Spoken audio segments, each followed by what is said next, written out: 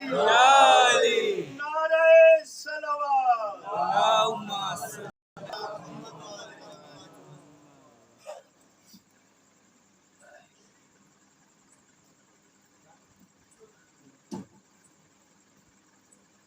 رحم اللہ من قرأ الفاتحہ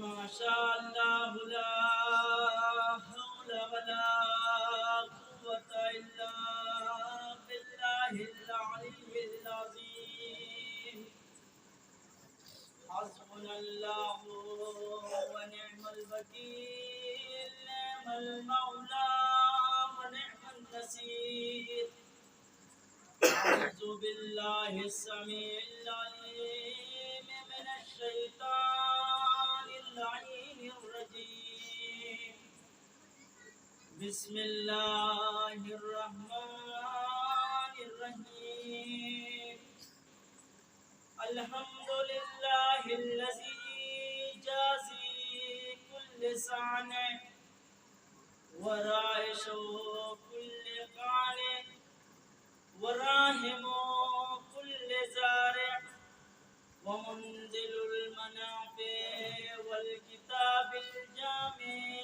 بالنور الساطع وهو للدعوات سامع وللكربات دافع وللدرجات رافع وللجبابرة قامع فلا إله غيره ولا شيء يعدله ليس كمثله شيء وهو السميع البصير اللطيف الخبير وهو على كل شيء قدير الصلاة والسلام والتحية والإكرام على سيد الأنام الذي سمي في السماء أحمد وفي الأرض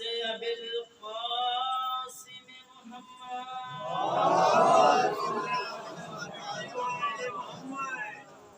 وعلى أهل بيته الطيبين الطاهرين المعصومين المظلومين الذين أذهب الله عنهم الرجس يطهركم تطهيرا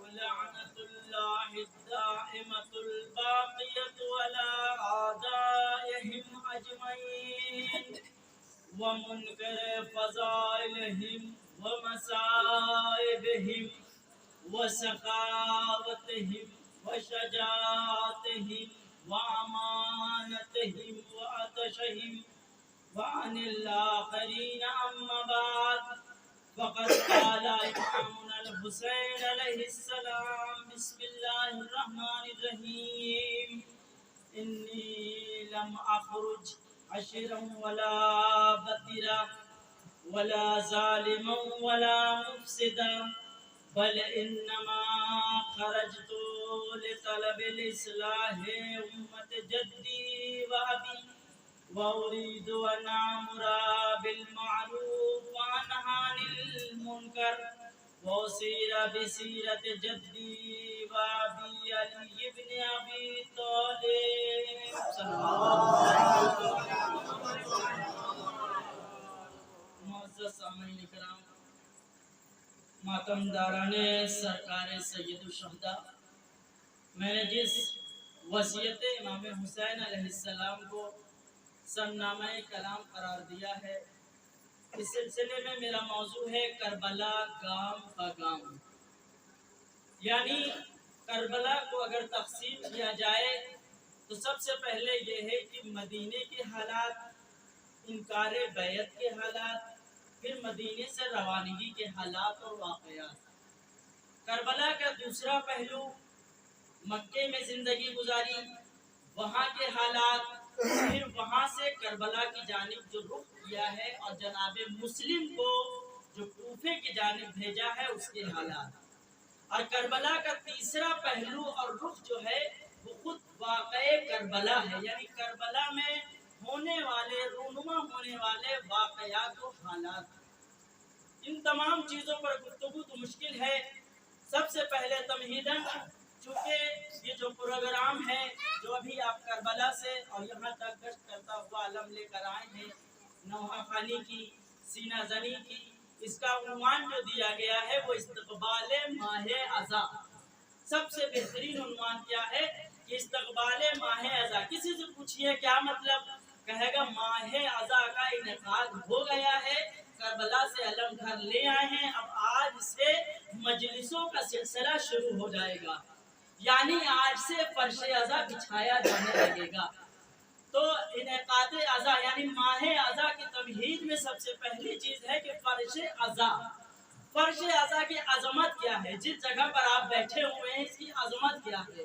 ایک جملہ میں کہتا چلوں کہ امام حسین نے جو کربلا کا انعقاد کیا ہے، یا یوں کہہ دیا جائے کربلا میں جو امام حسین نے اور اصحاب حسین نے قربانی دی ہے، ان کی تربیت اس طریقے سے ہوئی تھی کہ فطرتوں کے دھاروں میں نہ بہنا بلکہ تربیت کے غلاف چڑھا لینا اور اپنی قربانی کو پیش کر کے مقصد حسین کو دنیا والوں تک پہنچانا تھا۔ اب ہماری ذمہ داری ہے کہ نیند کی غلبوں کے دھاروں میں نہ بہیں، مقصد کربلا سن کے اپنے اندر بساتے ہوئے نظر آئے۔ ایک صلوات پڑھیں محمد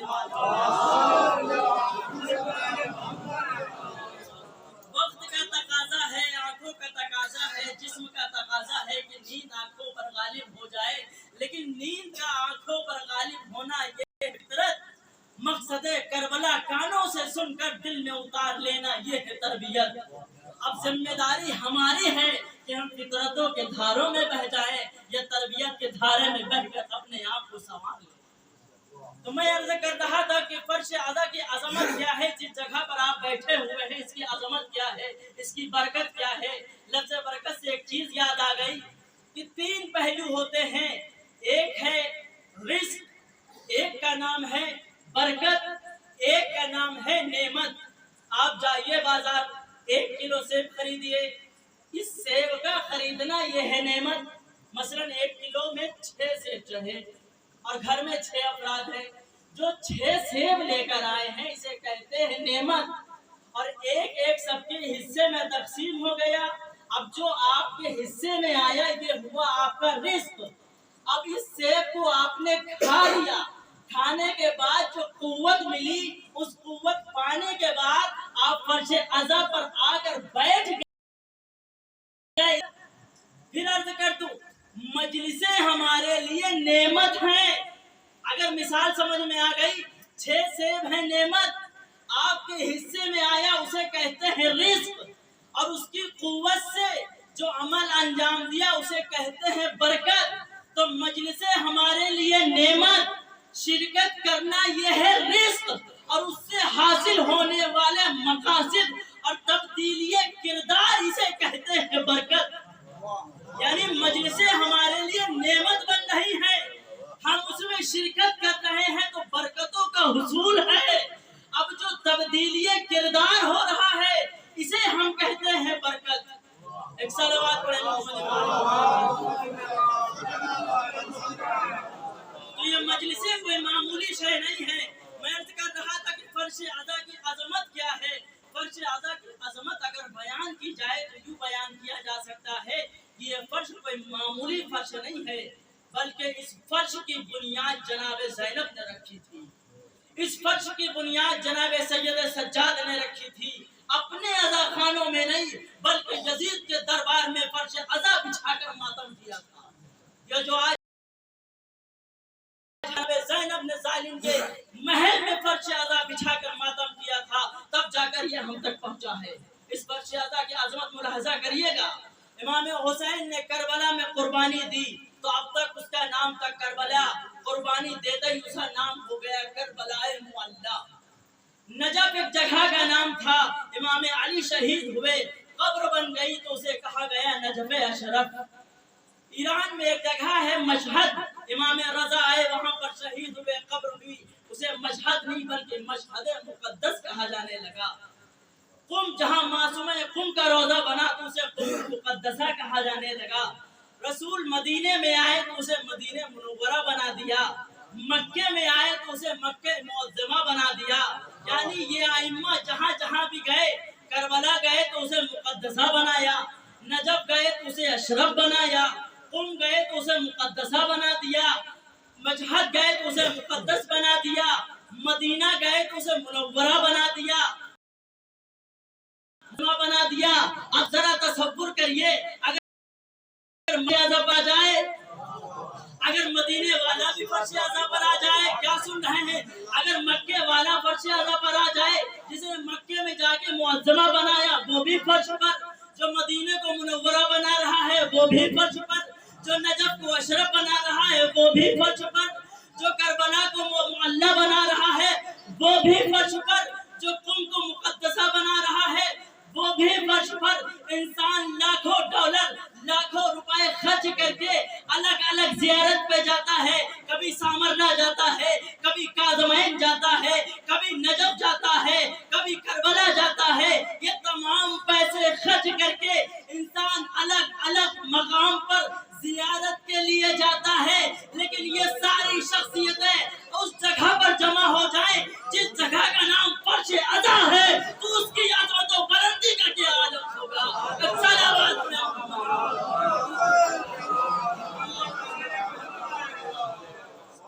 अगर करबला वाला भी यहाँ आ जाए, अभी मशहदी साहब और हसन रजा साहब गए थे, आप पूछिए कितने पैसे खर्चा किए, कितनी मुश्किल वहाँ होती है पहुँचने में। करबला गए, नजफ गए, कसम खुदा की मैं इस मिंबर से कह रहा हूँ, जितना भी टेंशन हो जाए, जितनी भी मुसीबतें आ जाएं, अगर आप हरम के पास हैं, जाकर हरम में बैठ जाएं, वहाँ से ज्यादा सुकून कहीं नहीं मिला करता है। और अगर वो तमाम शख्सियतें इस फर्श अज़ा पर आ जाएं, तो इस फर्श अज़ा की आज़मत क्या होगी, जिस फर्श को जनाबे ज़ैनब ने बुनियाद रखी थी। फर्श नहीं होता है, चाहे वो गरीब के घर में बिछे तब भी फर्श अज़ा है, अमीर के महल में बिछे तब भी फर्श अज़ा है। इसलिए कि हुसैन हिदायत का चराग है, हुसैन नजात की कश्ती है। हुसैन ने ये नहीं कहा कि सिर्फ हम अमीरों के लिए रोशन निगाह बनकर आए हैं, गरीबों के लिए नहीं आए हैं। अगर एक अमीर के महल में एक मिसाल दे दूं कि एक चराग लीजिए, अगर एक अमीर के महल में जला दिया जाए तब भी रोशनी बख्शता है, अगर एक गरीब की झोपड़ी में जला दिया जाए तब भी रोशनी बख्शता है। तो इसी तरीके से अगर एक ताजिया गरीब के झोपड़ी में चला जाए तब भी उसे ताजिया कहते हैं, अगर अमीर के महल में चला जाए तब भी उसे ताजिया कहते हैं। इमाम हुसैन ये नहीं देखते हैं कि ये गरीब का घर है, 10 रुपए का तबर्रुक बांटेगा। मैंने जो वसीयत फरमाई, इमाम हुसैन ने क्या कहा था, इन्नी लम अखरुज अशरम वला बतीरा, कि मैंने क़याम इसलिए नहीं किया है, मैं मदीने को इसलिए नहीं छोड़ रहा हूँ। मदीने पूरी तफसील है, मुआविया का इंतकाल हुआ, फिर उसके बाद यजीद तख्त नशीन हुआ, ये पूरी तफसील है। मैं उस तफसील में नहीं जाना चाहता हूँ, सिर्फ चंद मारूजात आपकी समाअत को गलत करूँगा। इमाम हुसैन जब मदीनों को छोड़ रहे हैं तो क्या कहा था, इन्नी लम अखरुज। बाज रवायत है, 2 रवायत मिलती है। बाज रवायत है कि इमाम हुसैन मदीने से निकले हैं तब वसीयत फरमाई है, बाज रवायत है कि जब मक्के से निकले हैं तब ये वसीयत फरमाई है। खैर जो भी है वसीयत सुनिए, क्या फरमाया, इन्नी लम अखरुज अशरम वला बतीरा, मैं जो निकल रहा हूँ वो शर और फसाद के लिए नहीं निकल रहा हूँ, मेरा क़याम करना दिखावे और रियाकारी के लिए नहीं है। अब कोई इंसान मजलिसें करे तो मजलिसों को मकसद हुसैन की गरज से करे, दिखावे के लिए न करे। अगर हमारी मजलिसों में दिखावा है तो वो मजलिस नहीं होती है, बल्कि मीटिंगें तो हो सकती हैं। अगर हमारी दिखावा बन जाए, आजकल का माशरा और माहौल चल गया है कि फला जाकिर को बुलाया जाएगा तो 100 का नहीं बल्कि आस पड़ोस के भी लोग आ जाएंगे, 500 अफराद पर मुश्तमिल मजमा होगा, लोग कहेंगे सबसे बड़ी मजलिस उनके यहाँ हुई थी। ये बड़ी और छोटी का तसव्वुर कहाँ से है? हुसैन ने तो एक ही मजलिस के लिए कहा है, न कोई बड़ी मजलिस होती है न कोई छोटी मजलिस होती है। फर्श अज़ा बिछा दो, 10 अफराद आ जाए वो भी मजलिस है, 100 अफराद आ जाए वो भी मजलिस है। सलावत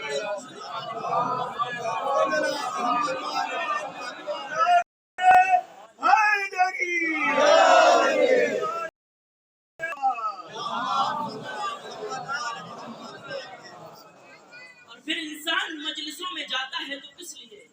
कि यूं कह दिया जाए फर्श अज़ा वो यूनिवर्सिटी है कि जहां से हर तरह का इल्म हासिल होता है। अब चूंकि जमाना गुजरा है और याद आ गया तो बयान कर दूं। कोरोना के दौर में यूनिवर्सिटियां बंद हो गई, कॉलेजेस बंद हो गए, लेकिन कोई ये बताए कि मजलिसें बंद हुई। ये अलग बात है, मजलिसों में 10 के बजाय 5 अफराद आए, 7 अफराद आए, लेकिन ये मजलिसें बंद नहीं हुई। तो शायद ये जुमला कहने का दिल करे कि यूनिवर्सिटियां और कॉलेजेस इसलिए कोरोना में बंद हो गए क्योंकि वाइस चांसलर गैर मासूम थे, लेकिन फर्श अज़ा और नहीं हुई कि इनकी इक्तदा करने वाले मासूम थे। लेकिन इमाम सज्जाद ने इसकी बुनियाद रखी थी। वो कॉलेज और होते हैं जो प्रशासन के खौफ से बंद हो जाया करते हैं, ये मजलिस से यहाँ प्रशासन करता है, ये अल्लाह के लिए फर्श अज़ा भी बिछाते हैं, हुसैन के मकसद को भी बयान करते हैं, ये उसके जिक्र के लिए फर्श अज़ा बिछा रहे हैं जो सिर्फ 72 अफराद थे, लेकिन 3000 की फौज की आंखों में आंखें डालकर कह रहे थे तुम 3000 एक साथ हमला करो, हमारी तरफ से एक आएगा तुमसे लड़ने के लिए। ये उसका फर्श अज़ा है। जहाँ एक शख्स जा रहा था, ये फर्श अज़ा वो फर्श अज़ा है कि यहाँ हर कौम का इंसान आता है, हर कौम के फर्द के लिए है। शायर कहता है हमने ये कब कहा कि हमारी है करबला, हक बात तुम कहो तो तुम्हारी है करबला। सिर्फ करबला शियों की नहीं है, सिर्फ करबला शियत की नहीं है, सिर्फ करबला मौलवियों की नहीं है, सिर्फ करबला इंसानियत से मखसूस है, करबला इंसानियत से मखसूस है, करबला किसी मजहब से मखसूस नहीं है, करबला हक गोई से मखसूस है, करबला झूठ बोलने वालों से मखसूस नहीं है। ये फर्श अज़ा क्यों बिछाई जाती है? एक मिसाल और दे दूं कि इंसान हम्माम में जाता है तो गुस्ल करता है, नहाता है, उससे पूछा है क्यों हम्माम गए थे? कहे हम्माम में इसीलिए जाया जाता है कि जो नजासतें लगी हुई उन्हें खत्म कर दिया जाए। जब हम्माम इंसान जाता है तो वहाँ ज़ाहिरी नजासतें दूर हुआ करती हैं। इंसान फर्श अज़ा पर आता है तो यहाँ बातिन सवरा करता है। जब हम्माम से निकले इंसान नहा के, अक्सर होता होगा ये, तो जैसे ही निकले बेहतरीन कपड़े वगैरह पहन के, खुदा न खास्ता ज़ौजा या बहन ने कह दिया जरा टांड पर सामान उतार देना। अरे अब बता रही हैं, थोड़ी देर पहले बता देती, क्यों क्या अब तो हम नहा के आए हैं फिर गंदे हो जाएंगे। समझ में आया कुछ? यानी इंसान हम्माम से निकला है तो अब इस चीज का ख्याल कर रहा है ऐसी चीजों को हाथ न लगाए जिससे उसका लिबास गंदा हो जाए, जिससे गर्द आलूद हो जाए। बस यही तो मैं भी कहना चाहता हूँ। जब तुम मजलिसों में आ गए हो तो अब जब मजलिसों से निकलो, अगर 4 अफराद बैठकर गीबतें कर रहे हैं तो करीब न जाना, कह देना कि हम मजलिस से आ रहे हैं।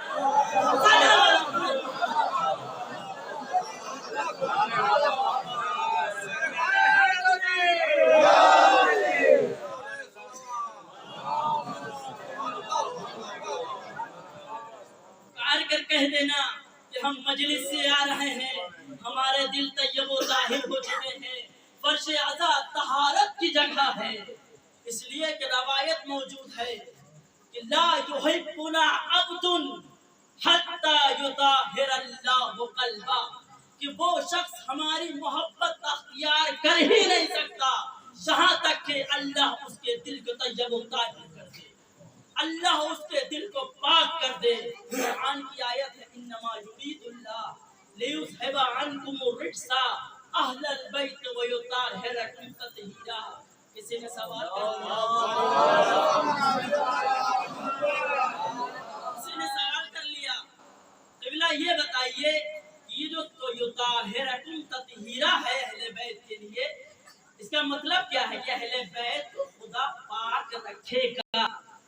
پہلے سے پاک نہیں تھے.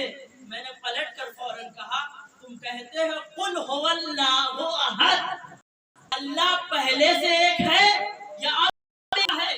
فوراً جواب آیا اللہ پہلے سے ایک تھا, اعلان اب ہوا ہے. پلٹ کے جواب دے دیا اہل بیت پہلے سے پاک تھے, اعلان اب ہوا ہے.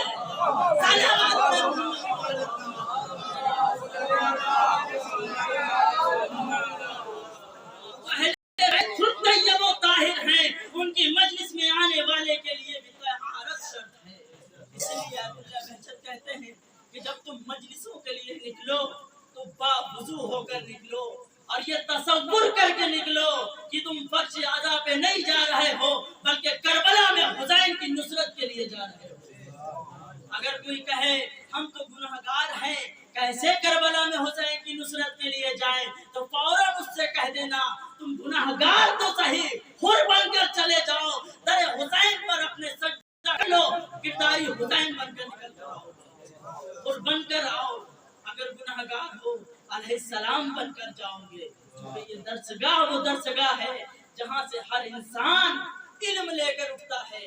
میں جملہ سوچ سمجھ کر یہ جملہ کہہ رہا ہوں, پر شہزہ پر یاد آ گیا تو عرض کرتا چلوں کہ ہم لوگ جو نئی جنریشن ہے اس وقت, ہم لوگ یہاں سے پہلے جو گزرے یا اصحاب حسین سے بہت آگے ہیں. کوئی کہے گا کیسے؟ اس لیے کہ کربلا میں جو اصحاب حسین تھے ان کے لیے کوئی آئیڈیل اور نمونہ نہیں تھے کہ وہ اس آئیڈیل کو دیکھ کر اصحاب حسین بنتے. ہمارے لیے اصحاب حسین آئیڈیل اور نمونہ ہیں. ہمیں حر جیسا بننا ہے تو حر کا کردار اپنا لو, حبیب ابن مظاہر جیسا بننا ہے تو حبیب ابن مظاہر جیسا کردار اپنا لو. ہمیں جون جیسا بننا ہے, کربلا میں ہر طریقے کے اصحاب تھے. ہم بننے کے لیے تو سوچے ہمیں کیسے بننا ہے. ہم ایسے بنے کہ یا تو حسین کے در پر خود جائیں یا پھر اپنے آپ ظاہر کی طرح حسین خود آواز دیتے ہوئے نظر آئے. اگر حسین نہیں ہے تو وقت کا حسین آواز دیتا ہوا نظر آئے گا. جب خانہ کعبہ تعمیر ہوا تھا, تعمیر ہونے کے بعد اللہ نے کہا کہ تم بندوں کو آواز دو, وہ حج کرنے کے لیے آئے. ابراہیم نے کہا پروردگار نحیف سی آواز ہے, اتنی بڑی دنیا ہے, کہاں تک آواز آئے گی؟ تو پروردگار نے کہا آواز تم دو, لوگوں تک پہنچانا ہمارا کام ہے, آواز دینا تمہارا کام ہے, لوگوں تک پہنچانا ہمارا کام ہے. یہاں پر رہ کر رک کر جملہ کہہ دوں, مولانا سراج احمد صاحب اکثر کہا کرتے ہیں تبلیغ کرنا ہمارا کام ہے, نتیجہ دینا اللہ کا کام ہے. جس طریقے سے کل ابراہیم نے آواز دی, پروردگار نے صلب مادر میں رہنے والے بچے تک کے وہ آواز پہنچائی تھی. تبلیغ کرنا جن کا کام ہے, نتیجہ دینا خود اللہ کا کام ہوگا. کل ایک ابراہیم نے آواز دی تھی, ایک حسین نے آواز دی تھی, آواز کو بھی صلب مادر میں رہنے والے بچے تک پہنچایا اور اس نے لبیک کہا, اسے حج نصیب ہوا. آج بھی حسین نے آواز بلند کی, حل من ناصر ینصرنا, حل من مغیث یغیثنا, حل من معین یعیننا, حل من ذاب یذبنا. اللہ نے اس آواز کو بھی آنے والی نسلوں تک پہنچایا ہے. اسی آواز کا دم ہے. کل جس نے ابراہیم کی آواز پر لبیک کہا تھا اسے حج ملا تھا, آج جس نے حسین کی آواز پر لبیک کہا ہے اسے فرش عزا جیسی جگہ نصیب. لبیک یا حسین, لبیک یا حسین, لبیک یا حسین, لبیک یا حسین. نعرہ حیدری, نعرہ صلوات. کل جس نے آواز پہ لبیک کہا اسے حج نصیب ہوا, جس نے آواز پہ لبیک کہا اسے عزا نصیب ہوا. مولا یہ کیا ماجرا ہے؟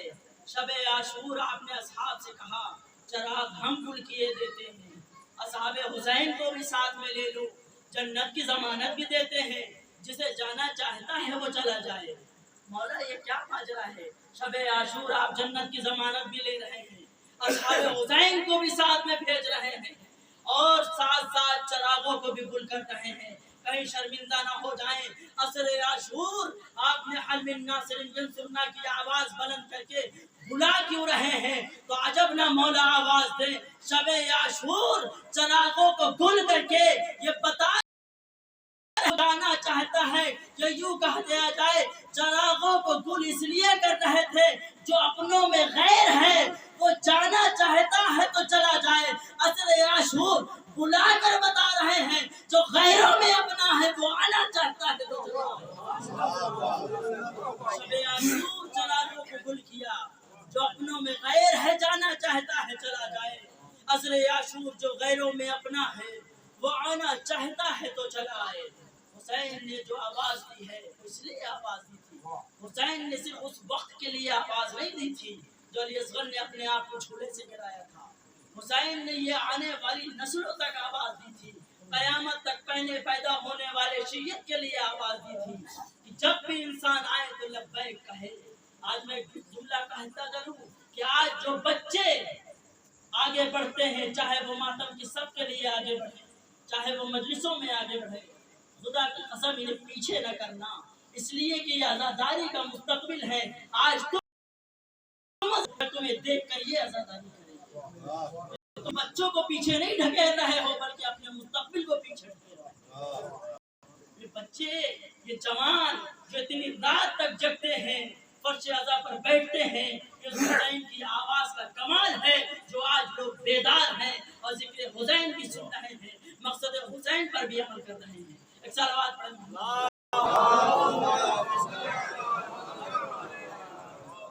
اب جب انسان فرش عزا پر آ گیا تو فرش عزا سے کیسا بن کے اٹھنا چاہیے، کون سی چیزیں لے کے اٹھنا چاہیے، یہ بھی روایت موجود ہے۔ امام حسین نے کہا من اتانا لم یاتم خصلتا من 40 آیتا محکما وقضیتا عادلا واخا مستفادا ومجالسة العلماء، کہ جو شخص مجلس حسین میں آئے وہ 4 چیزوں میں سے ایک چیز ضرور لے کر اٹھے۔ کون کون سی چیزیں؟ آیتن محکمہ، محکم نشانیاں لے کر اٹھے، وہ قضیتن عادلہ، بہترین فیصلہ کرنے کی صلاحیت لے کر اٹھے۔ بھائی بھائی دیکھ کر فیصلہ نہ کرے بلکہ انسانیت کے ناطے عدالت کے ناطے فیصلہ کرے۔ واخن مستفادہ، اور ایک ایسا بھائی جو صرف دنیا میں نہیں بلکہ ایسا بھائی لے کر اٹھے جو دنیا میں بھی کام آئے آخرت میں بھی کام آئے۔ ومجالسة العلماء، اور علماء نما کی صحبت لے کر اٹھے، چونکہ اس فرش پر آنے والا ہر انسان عالم بن کر اٹھتا ہے۔ تو 4 چیزوں میں سے کوئی ایک چیز، اگر کوئی انسان ان 4 میں سے کوئی ایک چیز بھی لے کر نہ اٹھے تو سمجھ لینا اس کا 1 گھنٹہ بیٹھنا صرف بیکار گیا ہے، کوئی نتیجہ حاصل ہونے والا اس کا یوں کہہ دیا جائے کہ اس نے مجلسیں بھی برپا کی، تبرک بھی تقسیم کیا، سارے انتظامات کیے، لیکن اگر دکھاوا ہو گیا اور 4 چیزوں میں سے ایک چیز بھی حاصل نہ ہوئی تو وہ مجلسیں کسی اور کے لیے ہو سکتی ہیں، اللہ اور اہل بیت کے لیے نہیں ہو سکتی۔ اس لیے کہ اللہ نے خود کہا ہے تم آواز تو دو، چاہے حسین کے وسیلے سے آواز دو۔ کہ یوں کہا جائے آج جو چیز بھی ہمیں مل رہی ہے وہ حسین اور اہل بیت کی صدقے میں ہمیں نصیب ہو رہی ہے۔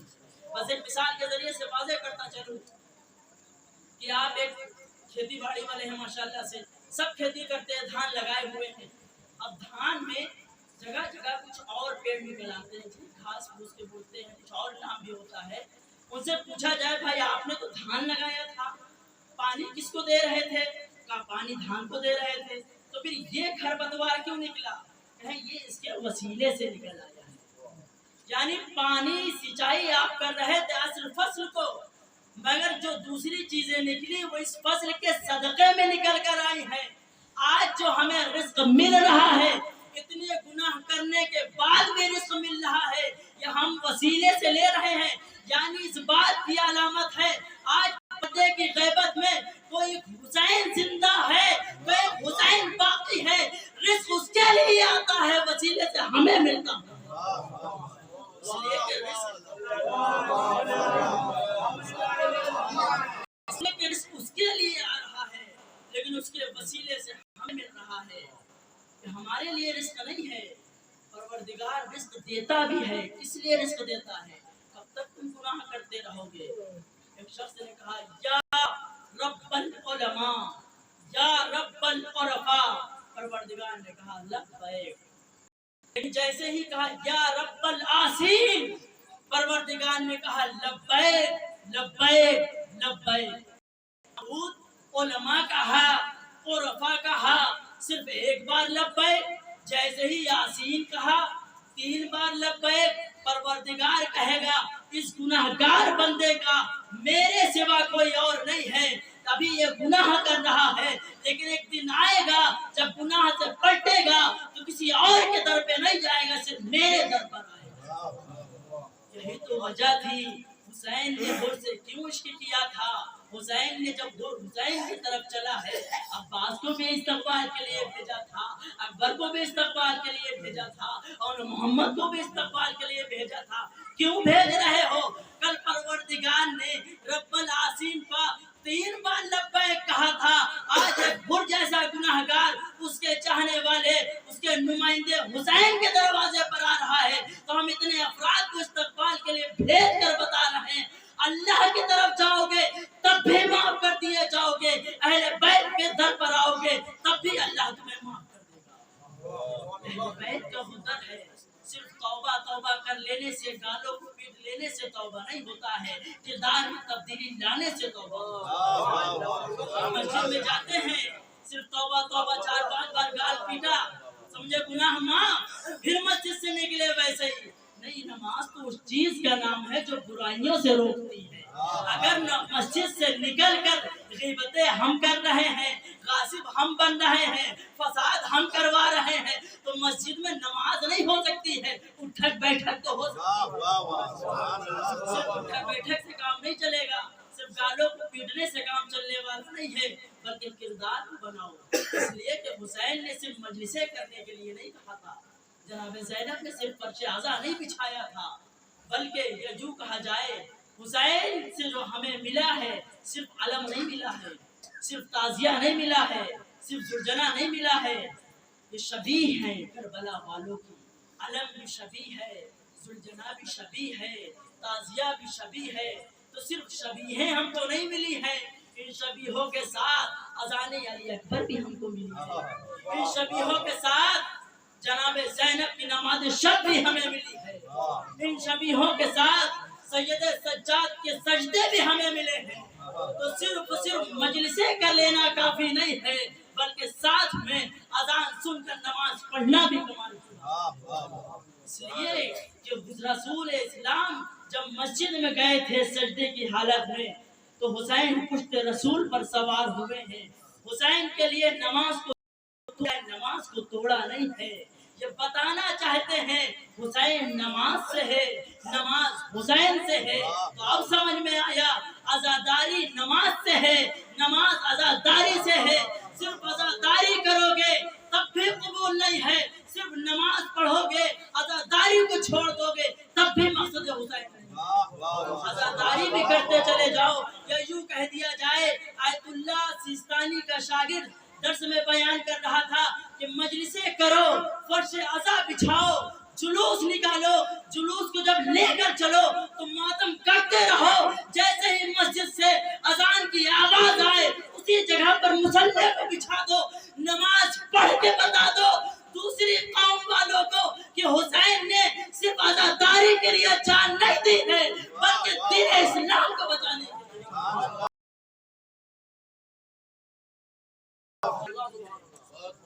اگر شریعت سے، دین سے، اسلام سے نماز ہٹا لی جائے، سجدے ہٹا لیے جائیں، تو پھر اس دین کا فائدہ ہی کیا ہے؟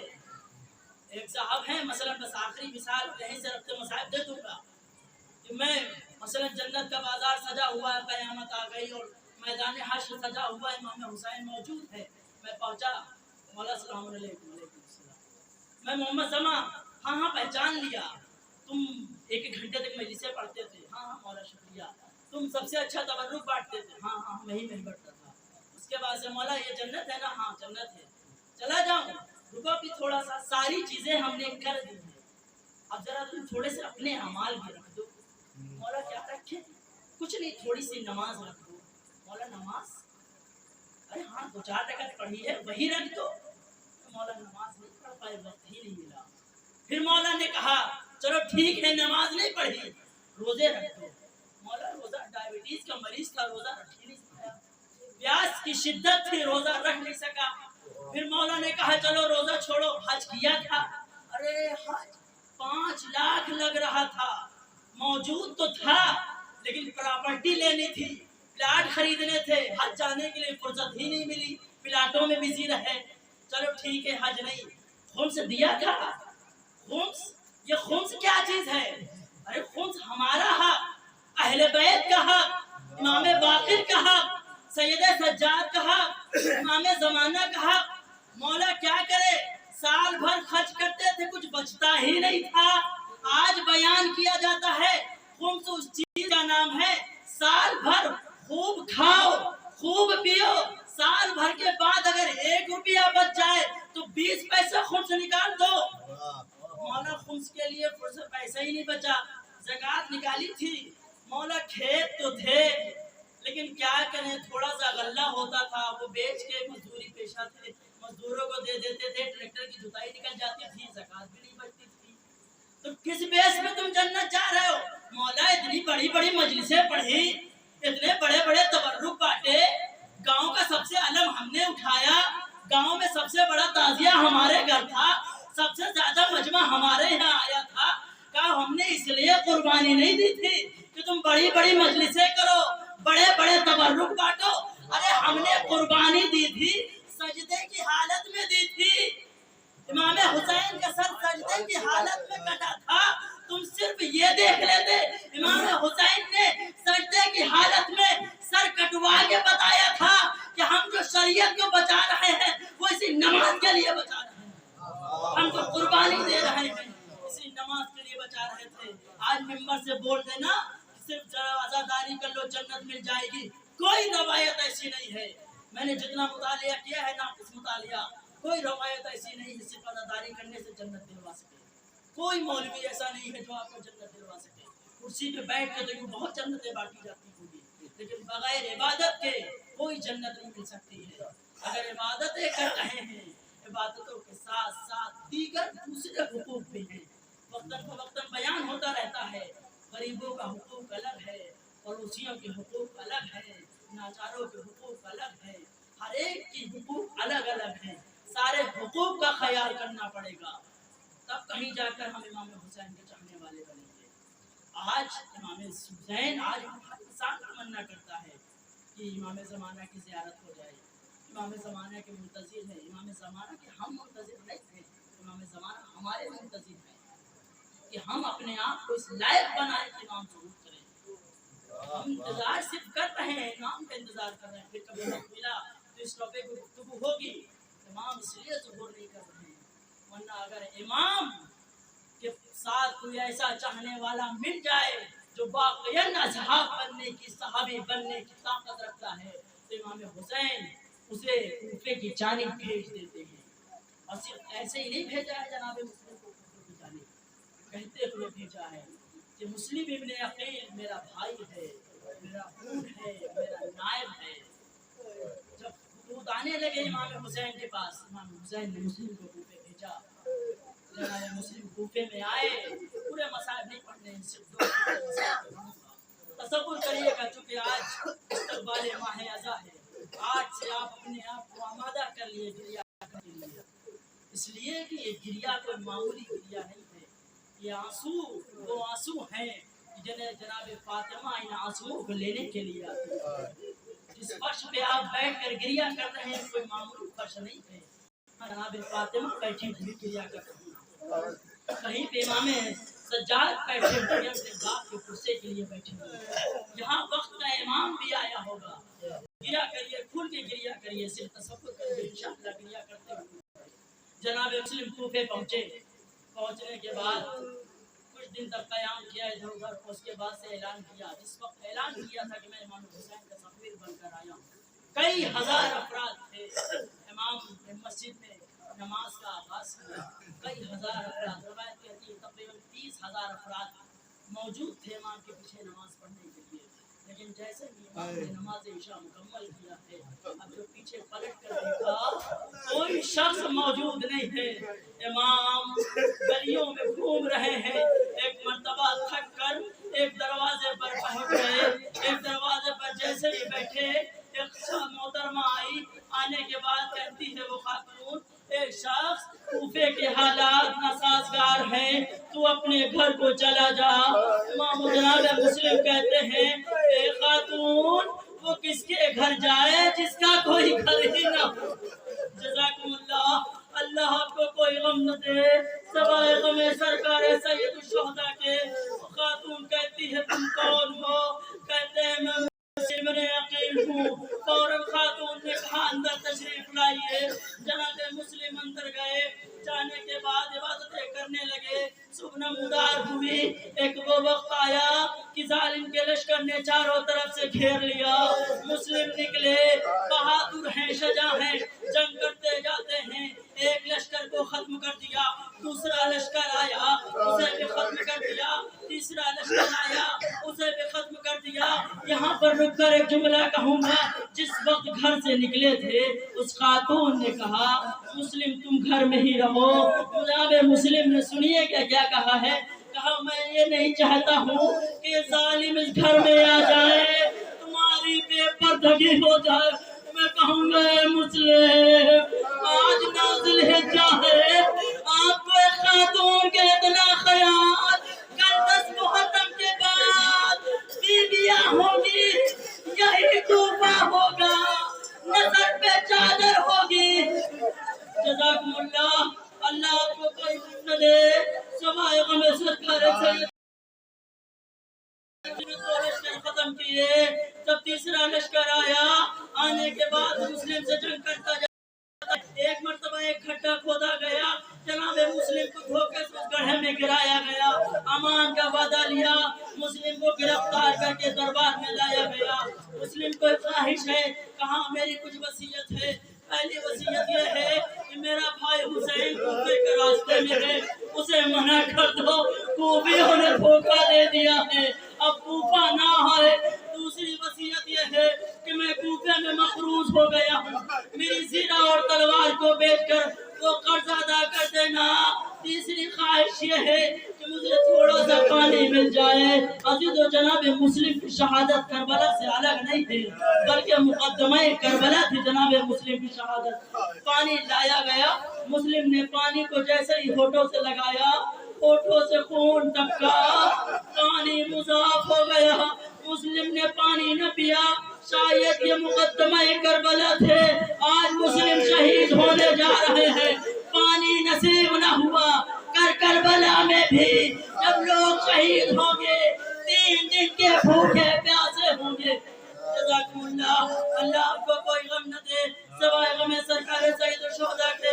مسلم کو دارالامارہ کی چھت پہ لایا گیا، سر و تن میں جدائی ہوئی، لاشا زمین پہ پھینک دیا گیا، گلیوں میں پھرایا گیا۔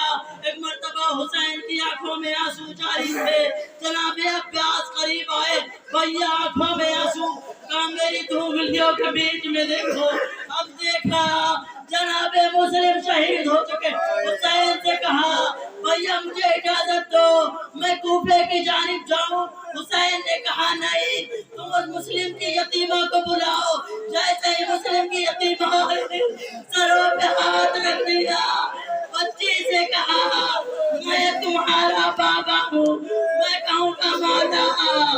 آج مسلم کی یتیمہ کے سر پر ہاتھ رکھ کر آپ نے اس کے تربیت کا وعدہ کیا، ارے کل کربلا کا میدان ہوگا، آپ کی شہادت کے بعد سکینہ کی یتیمی ہوگی، انتظار میں ہوگی، کوئی پرسے کے لیے آئے گا، کوئی پرسے کے لیے نہیں آیا، کوئی آیا تو گھروارے چھینے، کوئی آیا تو تماچے لگائے، کوئی آیا تو سر سے چادر کو چھینے، کوئی آیا تو خیال میں آگ لگائی۔